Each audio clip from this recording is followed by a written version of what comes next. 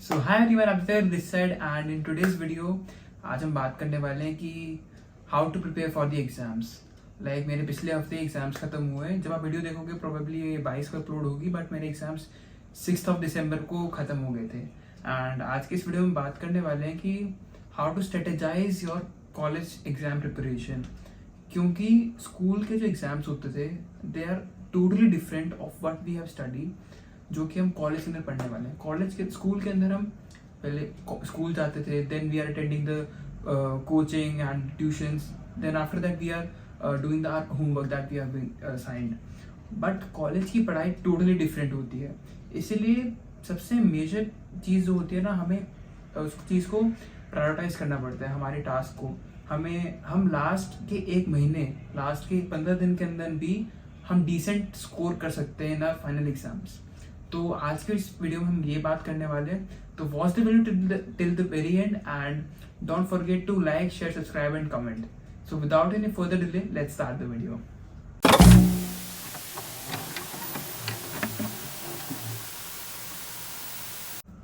Before starting up the video मैं अपना experience बताना चाहूँगा कि इस बार के जो मेरे एक्सटर्नल्स गए थे इस सेमेस्टर के, I was so much stressed, I was so much anxious about my exams कि भाई मैं पहली बात तो I was not prepared at all.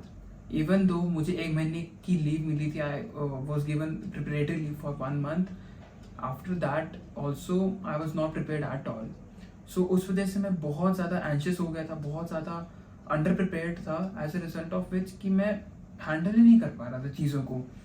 और जो चीज़ें इवन दो मुझे आती थी, I was not able to cope up with that. So starting with the very first thing is to know what are the things that are coming in exams. कि study material college के अंदर fix नहीं होता, तुम्हें teachers fix चीज़ें नहीं देगा, तो तुम्हें खुद रिस्पॉन्सिबिलिटी लेनी है कि कहाँ से तुम्हारा कौन सा सोर्स होने वाला है जहाँ से तुम एग्जाम्स की प्रिपेयर करने वाले हो। You would be given a handbook, तुम्हें हैंडबुक होगी जिसमें तुम्हारा प्रॉपर फिक्स मटेरियल होगा फॉर द एग्जाम। तो इट इज़ योर रिस्पॉन्सिबिलिटी कि तुम कहाँ से पढ़ोगे। वो तुम्हारे बाकी टीचर्स, बाकी डिवीजन की फैकल्टीज के मटेरियल हो सकते हैं, ऑनलाइन यूट्यूब हो सकता है, गूगल हो सकता है, बहुत सारे मटेरियल हो सकते हैं। But the very first thing is तुमको पता हो कि तुम कहाँ से पढ़ने वाले हो। That is the very first thing. Second is make sure कि तुम बेड पे बैठ के नहीं पढ़ रहे, क्योंकि मैंने यहाँ पे बैठ के, like I am living in a PG and majority यहाँ पे स्टूडेंट्स हैं, और मैंने एक चीज़ रियलाइज़ करी है कि काफ़ी सारे ना बेड पे बैठ के पढ़ते हैं और अल्टीमेटली सो जाते हैं। जब बेड पे बैठ के पढ़ते हो ना, तुम्हारा माइंड एक्चुअली लेजीनेस की तरफ शिफ्ट हो जाता है कि भाई वो चीज़ों को प्रॉपर्ली फोकस वे में नहीं लेता, वो चीज़ को कैजुअली लेता है। एंड जो टॉपर्स को मैंने रियलाइज किया ना पढ़ते हुए, दे आर वेरी फोकस्ड। और फोकस वो कहाँ से आता है? टेबल पे बैठ के। मतलब your mind get so much concentration ना कि तुम्हारी फिजिकली भी तुम इतनी इन्वॉल्वमेंट हो जाती है उस चीज़ को लेके, तो तुम आसानी से वो चीज़ हो जाएगी। बट बेड पे बैठ के तुम सो जाओगे आसानी से। The next thing is split the work. कि तुम्हारा सपोज 10 यूनिट्स है, तुम उसको स्प्लिट कर दो कि भाई 10 यूनिट्स है, ऐसे तो बहुत सारा काम लग रहा है, इसको स्प्लिट कर देता हूँ मैं एक एक एक करके। सुबह 1 यूनिट, दोपहर में, शाम को 1, ऐसे करके स्प्लिट कर दो। क्योंकि इस वजह से तुम कंट्रोल कर पाओगे अपना जो मटेरियल है ना, तुम कंट्रोल कर पाओगे कि भाई ऐसी चीज़ें मैं करूँगा तो मेरा एक तो स्ट्रेस नहीं होगा, टाइम से मेरा मटेरियल कंप्लीट हो जाएगा और मेरे रिवीजन के लिए भी मेरे पास टाइम बच जाएगा। That is the third thing. Fourth thing that you have to do is to follow a routine.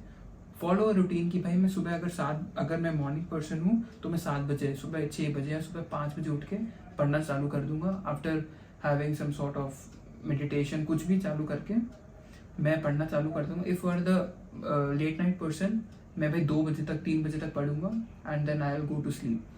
लेकिन उस टाइम पे make sure that you have concentration power. क्योंकि मेरे साथ पर्सनली क्या होता है ना, I am not a night person, मैं मैक्सिमम 12-1 बजे तक पढ़ सकता हूँ, लेकिन उसके बाद I lost my concentration power, I lost my learning ability. तो I instantly plan to sleep.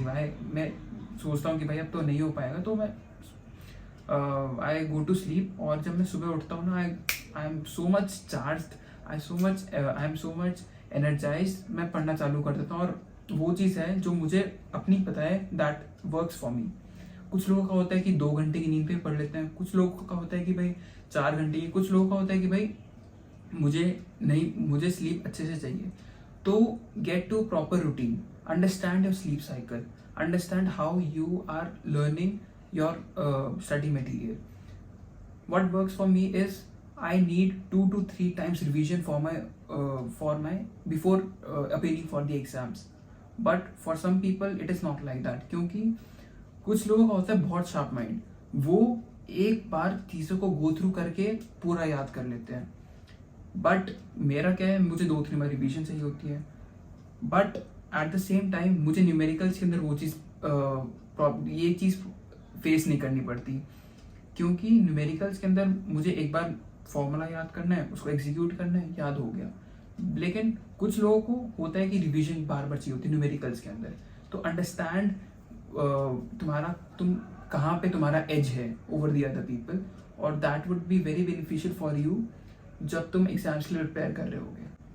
अब नेक्स्ट चीज जो मुझे लगता है कि एग्जाम्स कंडक्ट करवाए जाते हैं ना, to make you discipline, to ensure that कि तुम कंसिस्टेंसी आए तुम्हारी लाइफ में, तुम डिसिप्लिन बनो ज़्यादा, तुम कॉलेज को लेके ज़्यादा सिंसियर बनो. अब जैसे आज मेरी क्लास नहीं थी, तो यू वोंट बिलीव कि भाई आज अगर क्लास नहीं होती ना तो मेरा शेड्यूल इतना बेकार हो जाता है ना. लाइक सुबह 11 बजे उठ रहे हैं, 12 बजे. तो college and exams give you proper schedule, proper routine that one should follow, and that is the thing that I would really appreciate for exams and colleges. At last, I would just like to add up कि exams are not the end product. Exams are not going to determine your future कि भाई एक sheet के ऊपर तुमने जो लिखा है वो तुम्हारा पूरा फ्यूचर डिसाइड नहीं करने वाला. That would decide a bit of it, but उसके बाद तुम्हें खुद करना है. तो उस चीज़ को अपना वो मत सोचो कि भाई अगर मेरा एग्ज़ाम अच्छा नहीं गया तो मेरी लाइफ बर्बाद है. लिटरली जब प्रिपेयर करते होते हो ना, जब कल एग्ज़ाम होता है, वो प्रेशर आता है. प्रेशर के अंदर ये चीज़ आती है सबसे पहले कि भाई बेकार होगा एग्ज़ाम, तो मेरे करियर ख़त्म हो जाएगा. वो मेरे साथ भी हुआ है. तो जेन्युइनली बिलीव कि भाई नहीं होगा ऐसा, और have faith in you, be confident and make sure कि तुम एग्ज़ाम में अपना 100% दो.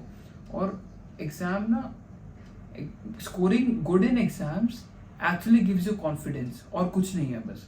अब तुम्हारे 12th में कितने नंबर है, सपोज तुम्हारे 95+ है, 90+ है, that doesn't matter as of now, but तुम्हें वो कॉन्फिडेंस देंगे कि भाई मैंने 12th के अंदर इतना अच्छा स्कोर किया. तो अच्छी पॉसिबिलिटी है, बहुत अच्छी पॉसिबिलिटी है, फ्यूचर के अंदर कोई चैलेंज आता है या फिर फ्यूचर के अंदर कोई मैं कॉम्पिटिटिव एग्जाम के लिए अपियर करूँगा तो मैं उसके अंदर भी फोड़ आऊँगा. तो that is the positive point of it. So if you like the video, like, share, subscribe और comment. और अगर ऐसी और वीडियोस चाहिए तो मुझे कमेंट्स के अंदर बताना कि भाई क्या क्या किस किस टॉपिक के ऊपर चाहिए. And see you in the next video. Bye bye.